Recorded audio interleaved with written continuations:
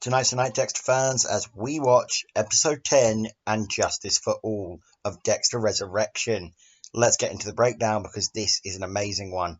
Dexter is locked in Leon Prater's vault alongside Batista's corpse, Batista having died last episode after trying to strangle Dexter and being shot by Prater. Dexter hallucinates his deceased brother Brian taunting him, and I'm so happy we finally got to see Krysten Camargo return as Brian Moser. This was something I brought up repeatedly in past breakdowns of episodes, being like, when is he turning up? When is he turning up? And even if it was only for a 5-minute scene, I'm so happy to see those two reunited again, and maybe we'll see him again in future seasons of Resurrection because everybody loves this character, myself included.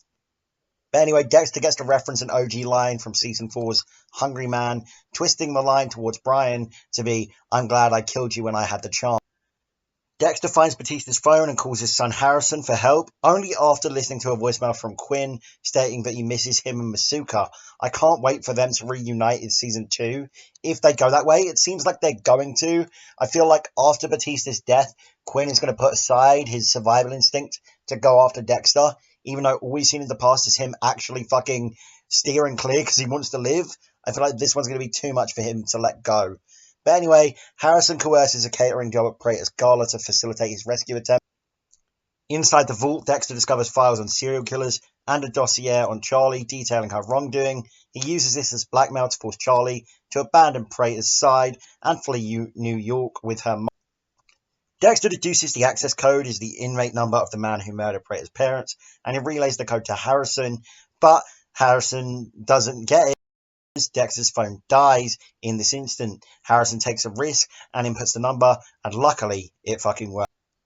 Harrison nearly escapes after freeing Dexter, but is intercepted by Prater and dragged back. Prater threatens both father and son, and Dexter distracts Prater, offering himself as Prater's first kill. As Harrison points out, this guy has a problem with asking people to shoot him, specifically in the chest. Harrison, previously given a syringe of M99 by Dexter for safety, stabs and incapacitates Prater just in time. It's an amazing twist. I thought Harrison was a goner here with Prater holding the gun towards his head, and the scene last episode where we thought Dexter was giving Harrison a condom because he was going to go have sex with Gigi is then twisted to be that he's giving him M99. Amazing. Like, genuinely brilliant. Dexter then kills Prater, and only after Prater, offers him many things to try and get away with it. Dexter, obviously, saying, I thought you liked this place, like mocking him, and that when he is put in a position to be killed, suddenly he doesn't like serial killers. And Dexter doesn't take a blood slide box, which makes Prater feel like he's safe. He's like, oh, you're not taking a blood slide from me. To which Dexter says, no, I take slides to remember my victims, and I don't ever want to remember you, and kills Prater.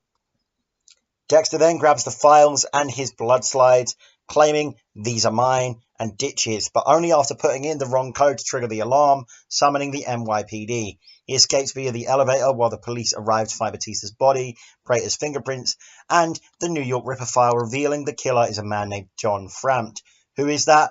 I'm guessing we'll find out next season. Dexter dumps Prater's remains into the harbor, seizing Prater's yacht and files, and commits fully to his life as Dexter Morgan, embracing who he is, now with the tools to hunt even more serial killers with their locations. And I love those final words. I'm Dexter Morgan. I'm exactly who I need to be. I'm exactly who you want. It is an amazing thing to see Dexter finally, accept who he is and even break that fourth wall, kind of like he did in the first episode of the show when he looks towards the camera after seeing the Barbie doll in his apartment. We are really going back to that OG standard, and I'm so happy. It's what we all wanted. I was shouting at my TV when this episode ended. It's absolute cinema, an amazing finale. I love it. But what do you think of episode 10 of Dexter Resurrection and Justice for All? Do you think it was good? I'm sure you did. All I've heard is good things so far, but just let me know your opinions down below. I'll see you later.